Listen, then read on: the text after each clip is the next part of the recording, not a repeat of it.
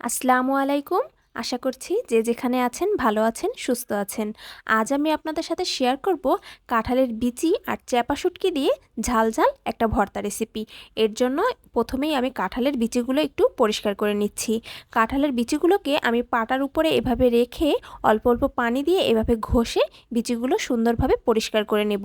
এতে করে উপরের যে লাল আবরণটা থাকে এটা উঠে কাঁঠালের বিচিটা সাদা হয়ে যায়, তখন দেখতে একটু ভালো লাগে।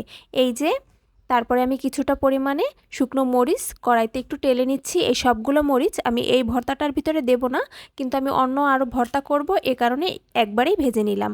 আর এখানে দুইটা চ্যাপা শুটকি আমি খুব ভালো করে একটু ভেজে নেব। চ্যাপা শুটকিটা যেহেতু একটু নরম হয়, এটা অল্প ভাজলেই খুব সুন্দরভাবেই হয়ে যায়।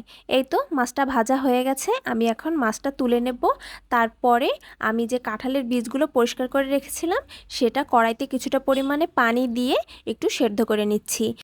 অনেকেই কাঁঠালের বিচিটা আবার ভেজেও ভর্তা করে, কিন্তু সেদ্ধ করে ভর্তা করলেই বেশি ভালো হয়। কেননা ভাজার পরে কাঁঠালের বিচিটা একটু শক্ত হয়ে যায়, তখন বাটতে গেলে একটু কষ্ট হয়। এ কারণে আমি কাঁঠালের বিচিটাকে সেদ্ধ করেই নিলাম। এই যে তারপরে আমি এখানে দুইটা শুকনো মরিচ নিয়েছি ভাজা, আর দুইটা শুকনো মরিচ নিয়েছি ভাজা ছাড়া। এতে করে কালারটা অনেক বেশি সুন্দর আসে। এই তো মরিচটা বাটা হয়ে গেছে। এরপরে আমি দিয়ে দিলাম অল্প কিছুটা পরিমাণে রসুন। রসুনটা এখানে আমি একটু কুচি করে নিয়েছি যাতে করে বাটতে সুবিধা হয়। তারপরে আমি এখানে দিয়ে দিলাম কিছুটা পরিমাণে পেঁয়াজ কুচি দিয়ে আমি এটাকেও সুন্দরভাবে বেটে নেব। যেহেতু কাঁঠালের বিচির ভর্তাটা একটু বেশি আঠালো হয়, তাই আমি এখানে একটা বড় সাইজের পেঁয়াজ নিয়েছি। এতে করে পেঁয়াজের রসে ভর্তাটা অনেক বেশি আঠালো হবে না, এতে করে খেতে ভালো লাগবে। আর তারপরেই যে শুকনো মাছ দুটো আমি ভেজে রেখেছিলাম সেই দুইটাও ভালো করে বেটে নিলাম। এরপরেই আমি কাঁঠালের বিচিগুলো বেটে নিব, তাহলেই আমার ভর্তাটা তৈরি হয়ে যাবে। কাঁঠালের বিচির এই ভর্তাটা কিন্তু খেতে ভীষণ মজা হয়, আর বিশেষ করে যে কোনো ধরনের শুটকি দিয়ে করলে তো আরও অনেক বেশি মজা হয়। আপনারা যারা এখনও এভাবে ট্রাই করেননি, অবশ্যই বাসায় ট্রাই করে দেখবেন যে খেতে কেমন হয়, আর আমাকে কিন্তু অবশ্যই জানাবেন। ঝাল ঝাল করে এই ভর্তাটা করলে খেতে কতটা যে মজার হয় তা বলার বাইরে।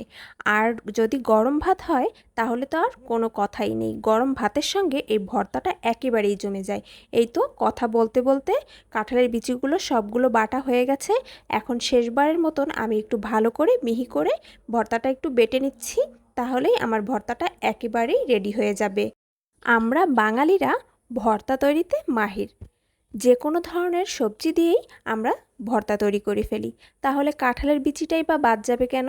আর কাঁঠালের বিচির ভর্তা এমনিতেও কিন্তু অনেক বেশি মজার হয়। এই তো আমার ভর্তাটা পুরোপুরিভাবেই তৈরি হয়ে গেল। এখন পরিবেশনের পালা। আমি একটা প্লেটের ভিতরে ভর্তাটাকে রেখে একটু দেখিয়ে দিচ্ছি কালারটা কতটা সুন্দর হয়েছে। এই যে দেখুন ভর্তাটার কালারটা কতটা সুন্দর হয়েছে আর কতটা লোভনীয় দেখাচ্ছে। গরম গরম ভাতের সাথে এমন একটা ভর্তা হলে আর কিছুই কিন্তু লাগে না। আশা করছি ভিডিওটি আপনাদের সকলের ভালো লেগেছে। সবাই ভালো থাকবেন, সুস্থ থাকবেন। আল্লাহ হাফেজ।